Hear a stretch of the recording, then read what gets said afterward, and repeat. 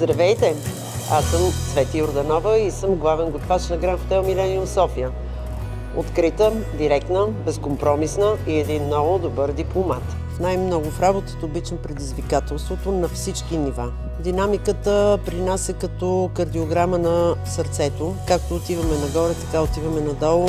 Слава Богу, още не сме на черта. Срещам се с различни хора всеки ден, с различни казуси или приятни моменти и всичко е 50 на 50, затова съм тук. Бавната случка е, че след 35 години трудов стаж аз отново съм в играта. Невероятно е да виждам как хиляди очи се радват да ме видят, както и аз тях. С много хора, колеги, се прегръщаме, всеки ти дава положителното чувство.